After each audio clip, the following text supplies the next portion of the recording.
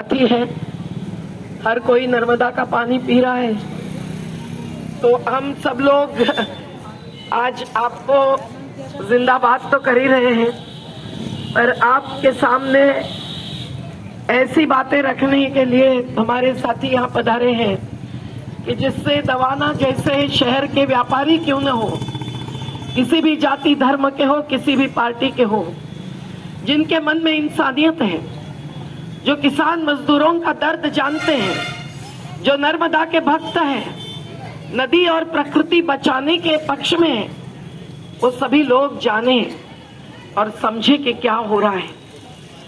साथियों, आज हम लोग नर्मदा बचाओ आंदोलन और संयुक्त किसान मोर्चा दोनों संगठन के बैनर तले यहाँ पधारे हैं। संयुक्त किसान मोर्चा 500 संगठनों का सशक्त समन्वय है। आप जानते हैं कि हमने 13 महीने दिल्ली के डेरे पर संघर्ष किया, जिसमें एक बहुत बड़ी जीत पाई। अगर वो 3 कानून वापस नहीं जाते तो गांव की गरीब महिलाएं जो कम से कम 5 किलो रेशन पर आज जीती है, जिसमें 1 महीना नहीं गुजरता, लेकिन वो भी नहीं मिलता। लेकिन वो अत्यावश्यक वस्तु अधिनियम का 1955 का कानून बदलकर इस प्रकार की साजिश चल रही थी कि राशन के बदले थोड़ा सा पैसा डालना, ये अभी भी हो सकती है, लेकिन उस समय वो कानून को वापस करवाया। बिल गेट्स नाम का अमेरिका का जमींदार जो 42,000 एकड़ का मालिक है, उसको पूरी खेती की ज्यादा से ज्यादा जिम्मेदारी चाहिए थी, जैसे अफ्रीका में उन्होंने ली और अफ्रीका की खेती आज बर्बाद हो गई। लेकिन वो कानून भी कॉन्ट्रैक्ट फार्मिंग का हटाया। आज भी बिल गेट्स का खतरा खत्म नहीं हुआ है। पटवारी आंदोलन करते हैं अपनी तनख्वाह के लिए, लेकिन उनका स्थान सम्मान क्या रहेगा, जबकि बिल गेट्स के साथ जिसकी माइक्रोसॉफ्ट कंपनी है, उस पर किताबें लिखी गई है।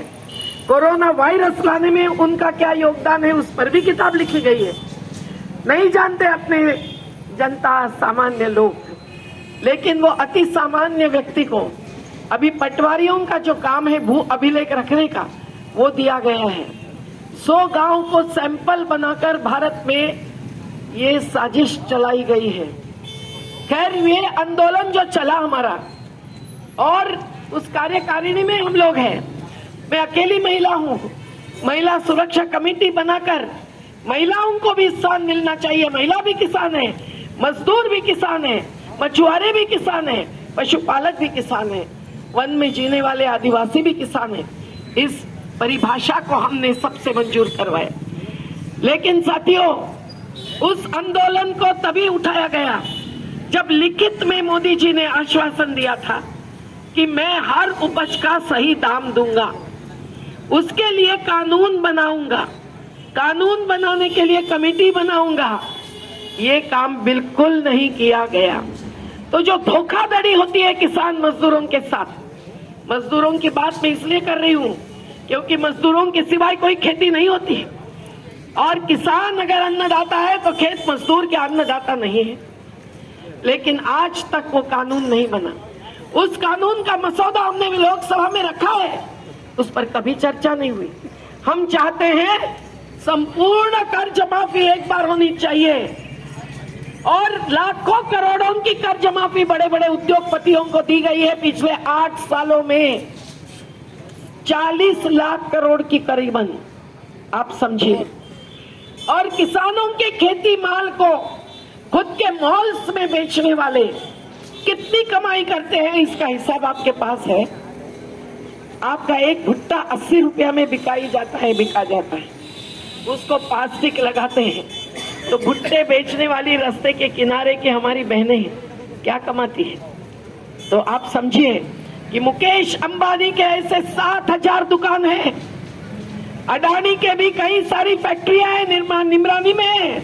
फॉर्चून कंपनी का तेल आप मत खरीदिए, बहिष्कार कीजिए। गौतम अडानी रोज 1600 करोड़ रुपया कमा रहा है। मुझे बोलते हुए भी दिल दहला जाता है, क्योंकि किसान मजदूर दिन का 600 रुपया नहीं कमाते। 300 रुपया कमाने के लिए बड़वानी जिले के आदिवासी किसान दौड़ दौड़ के बस में भर के अपने बाल बच्चों के साथ गुजरात और महाराष्ट्र में जाते हैं।